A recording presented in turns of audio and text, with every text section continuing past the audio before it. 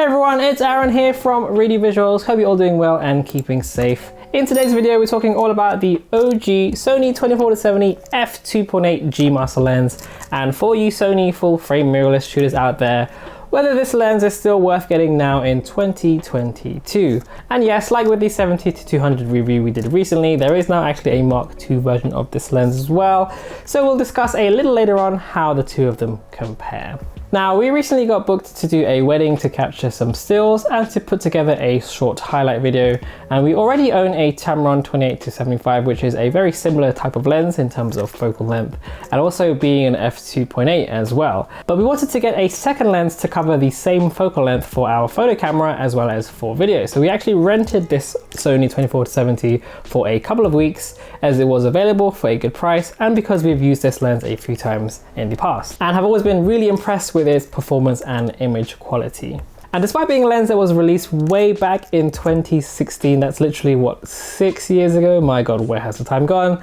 Spoiler alert, it's still a fantastic lens for both video and photography. I mean, this was a premium top of the lines G Master lens when it was new, and honestly, it has aged like fine wine. Now, back when this was new, this lens would have cost you well over $2,000, which is definitely not cheap at all. And for a new one now, you still have to pay almost the same amount, but that does kind of give you a good indication on how good the lens is and how it's, retained its value. And if you ever decided to sell this on, you'll know you'll be able to recoup a good amount of that money back. For a good used copy, expect to pay around about $1,500. Of course, now we do have quite a lot of competition when it comes to zoom lenses within the kind of 24-70 space, like the Tamron 28-75. There's a Mark I and a Mark II version of that lens.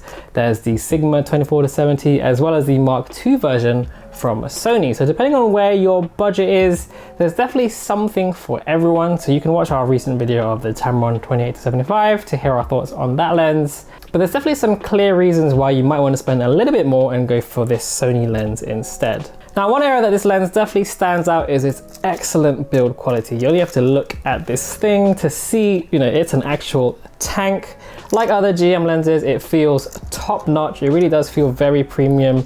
The focus ring and the zoom rings feel very, very smooth.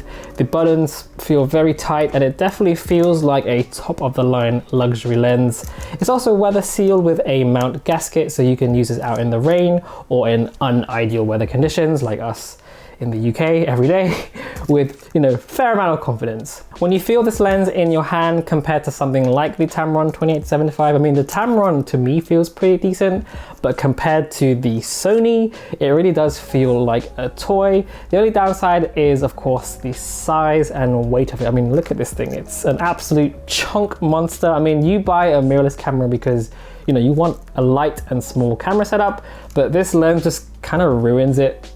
It is gigantic and it weighs, I think, 886 grams, and the filter size is 82 millimeters. I use this with an A7 III on a gimbal for the wedding shoot, and honestly, after 4 or 5 hours, my back and arms were just absolutely ruined. There is this lock button that you can use to stop the lens from extending or moving, which is nice.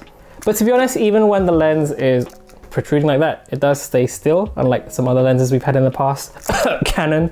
And you also get this focus lock button on the side, which is a great feature as it kind of lets you lock your focus, which can be excellent in certain situations when you're trying to shoot a specific subject and you don't want your camera to refocus if something else gets into your frame. So that's a really nice touch there. Of course, the main reason you buy a 24-70 lens is the fact that these lenses are your typical jack of all trades workhorse type lenses.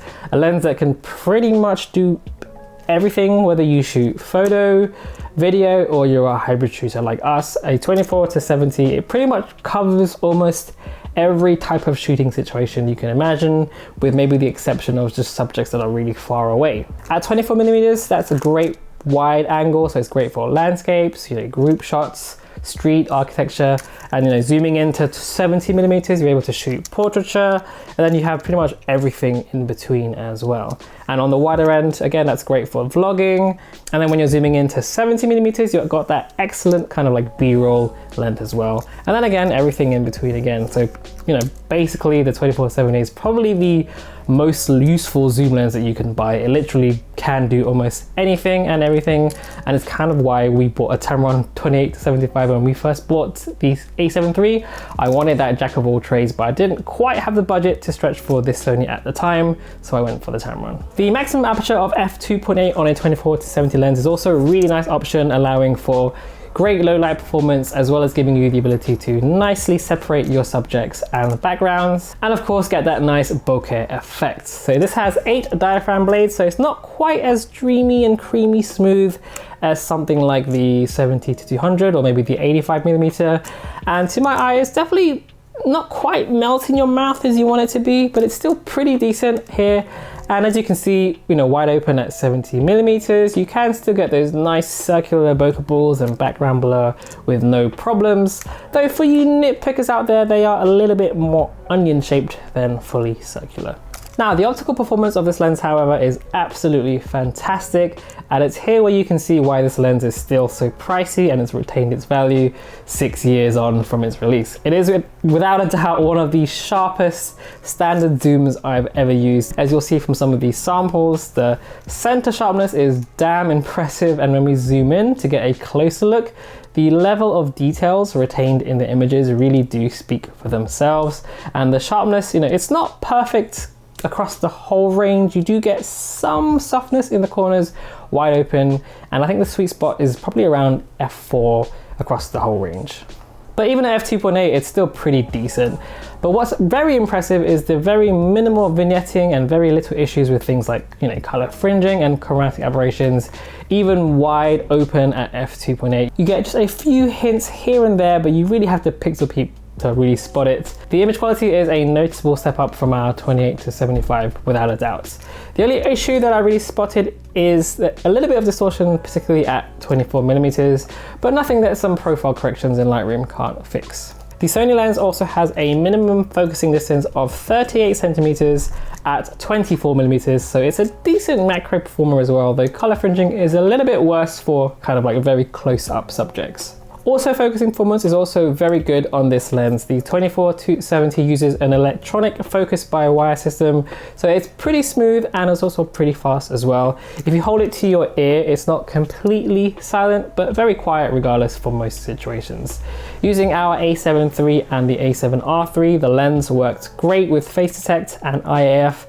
For faster subjects, it wasn't quite as stellar, especially when zooming in and out very quickly, but you know, only when compared to something like a 70-200, but that's a lens designed for fast moving subjects. The 24-70 isn't really. It still performed well enough that I'd be confident enough to use this for more challenging subjects. The only major letdown is the lack of image stabilization built into the lens, which would be nice for a lens that costs so much money.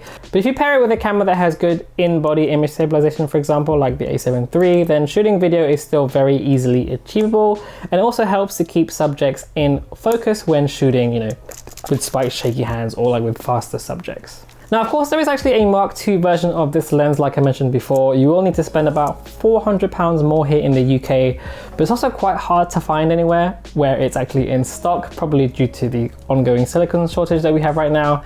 And for your extra money, you get a more modern and more compact lens, which is about 20% or so lighter than this version. So it's smaller, it's got an improved focusing, improved minimum focusing distance, it's got smoother background blur. GM2 features Sony's newer XD linear motor, which is meant to focus a little bit faster than the motors on the original lens and is a little bit quieter and smoother too.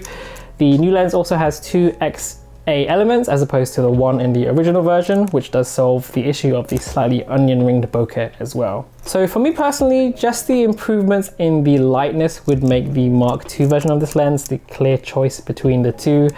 The bulk and the weight for me is kind of a big downside of this lens. The price difference is steep, but perhaps not quite as unreasonable as, for example, this 70-200 Mark I and II. Again, there are also a few alternatives like the Sigma Art lens and also the 2 Tamron 28-75s. The Mark I Sony 24-70 for me is still a great choice if you don't mind the bulk and the weight and you want that G Master quality, but perhaps don't have quite enough budget to go for the Mark II. For me personally though, as much as I love this lens, I think I would save up a little bit longer and just go for the newer Mark II. I'd make that sacrifice. The Tamrons, they're a great budget choice if you don't want to drop 4 figures on a lens.